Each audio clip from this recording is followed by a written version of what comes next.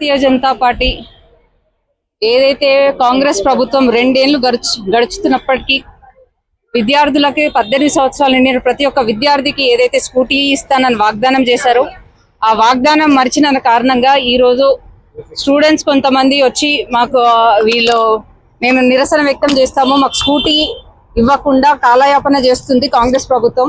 ఇప్పుడు మళ్ళీ ఎలక్షన్స్ వచ్చినాయి, మళ్ళీ ఎలక్షన్స్ లో కూడా అవి ఇవి వాగ్దానాలు చేస్తున్నారు, అవి ఇస్తాం ఇవి ఇస్తాం అంటున్నారు. కానీ ఇప్పటి వరకు ఏమి ఇచ్చింది లేదు, పెట్టింది లేదు.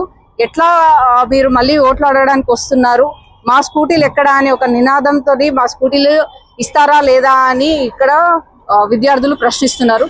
సో దాంట్లో భాగంగా ఈరోజు ఎర్రగడ్డలో ఒక వినూత్నంగా స్కూటీని తోపుడు బండి మీద పెట్టి విద్యార్థులు ర్యాలీ తీస్తున్నారు. సో ఇప్పటికైనా కాంగ్రెస్ ప్రభుత్వం వాళ్ళు ఇచ్చిన హామీలు వెంటనే నెరవేర్చాలి. ఇప్పటి వరకు ఏదైతే 2 సంవత్సరాలు గడుస్తున్నప్పటికీ మహిళలకు ఇస్తాన్న 2500 కానీ, విద్యార్థులకు ఇస్తాన్న స్కూటీయే కానీ, తులం బంగారమే కానీ, తర్వాత విద్యా భరోసా కింద విద్యార్థులకు ఇస్తాన్న, నిరుద్యోగ వృత్తి కింద విద్యార్థులకు ఇస్తాన్న 4000 కానీ ఇప్పటి వరకు ఏవీ జరగలేదు.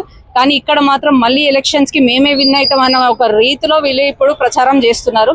సో ఫస్ట్ ఏవైతే వాగ్దానాలు ఇచ్చారో అవన్నీ కూడా ఫస్ట్ నెరవేర్చాలని చెప్పేసి ఇక్కడ స్టూడెంట్స్ కూడా డిమాండ్ చేస్తున్నారు. దీంట్లో అధికంగా స్టూడెంట్స్ కి వాళ్ళు వాగ్దానాలు ఇచ్చారు. సంవత్సరానికి 2 లక్షల ఉద్యోగాలు ఇస్తా అన్నారు, నిరుద్యోగ వృత్తి 4000 ఇస్తా అన్నారు. అట్ ద సేమ్ టైం 18 సంవత్సరాలు నిండిన ప్రతి ఒక్క అమ్మాయికి స్కూటీ ఇస్తా అన్నారు. ఫస్ట్ ఆ వాగ్దానాలు నెరవేర్చిన తర్వాతనే మా గల్లీలకు రండి అని కూడా విద్యార్థులు నిరసన వ్యక్తం చేస్తున్నారు. ఇంకొకటి, ఇక్కడ కాంగ్రెస్ అభ్యర్థి ఎంఐఎం అభ్యర్థి అంటే ప్రత్యక్షంగా కాంగ్రెస్ నుంచి అయినా కానీ పరోక్షంగా ఎంఐఎం నుంచి నిలుస్తున్నాడు. అతను ఎట్లాంటి వ్యక్తి అనేది ప్రతి ఒక్కరికి తెలుసు. కాబట్టి ప్రజలు ఆలోచించుకోవాలి, ఏవైతే వాగ్దానాలు మన కాంగ్రెస్ ప్రభుత్వం ఇవ్వలేదో ఆ వాగ్దానాలు మీరు గుర్తుపెట్టుకోవాలి.